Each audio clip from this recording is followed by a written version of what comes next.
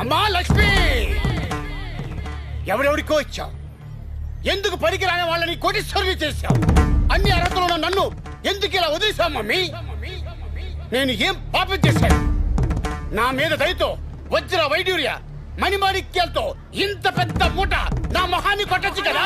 ఒక్క రూపాయి కూడా ఫీజు తీసుకోకుండా నీకు మనీ ఎర్నింగ్ స్కిల్స్ నేర్పించి నీ జాతకాన్ని మార్చేస్తా. స్కిల్ ఉన్నటువంటి బిచ్చగాడు కూడా నెలకి ₹1,00,000 సంపాదిస్తున్నాడు. స్కిల్స్ లేని వాళ్ళే 30, 40, 50 వేలకి అమ్ముడుపోతున్నారు. స్కిల్స్ ఉన్న వాళ్ళు వాళ్ళ టైం ని వాళ్ళే వాడుకుంటున్నారు. స్కిల్స్ లేని వాళ్ళే వాళ్ళ టైం ని వాళ్ళ బాస్ కోసం అమ్ముకుంటున్నారు. చాలా మంది మాకు జాబ్ దొరకట్లేదని చెప్పేసి బాధపడతా ఉంటారు. మిత్రమా, మీతో పాటు చదువుకున్న వాళ్ళకి జాబ్ వచ్చిందా రాలేదా? మీకు రాలేదంతే. ఎందుకంటే మీలో స్కిల్స్ లేవు. చాలా మంది మాకు బిజినెస్ లో టర్న్ ఓవర్ పెరగట్లేదని చెప్పేసి బాధపడతా ఉంటారు. మీతో పాటు బిజినెస్ చేస్తున్నటువంటి మీ కాంపిటేటర్స్ కి బిజినెస్ లో టర్న్ ఓవర్ పెరుగుతుందా లేదా? మీకు పెరగట్లేదంతే.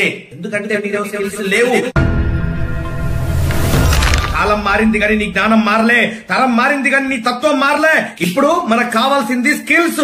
స్కిల్స్ ఉంటే మనమే జాబ్లు ఇవ్వచ్చు, మనమే ఇండస్ట్రియలిస్ట్ అవ్వచ్చు, మనమే ఒక యజమానిగా కాలు మీద కాలేసుకొని బతకొచ్చు. ఎవరి దగ్గర జాబ్ చేయాల్సిన అవసరం లేదు. 40 సంవత్సరాలు మన టైం ని వేరే వాళ్ళకి అమ్ముకొని బతకాల్సిన అవసరం లేదు. వస్తున్నటువంటి చాలి జీతాలతోటి సర్దుకొని బతకాల్సిన అవసరం అంతకంటే లేదు. చాలా బాగుంది సార్. ఇప్పుడు మేము ఈ కోచింగ్ తీసుకోవాలంటే ఏం చేయాలి?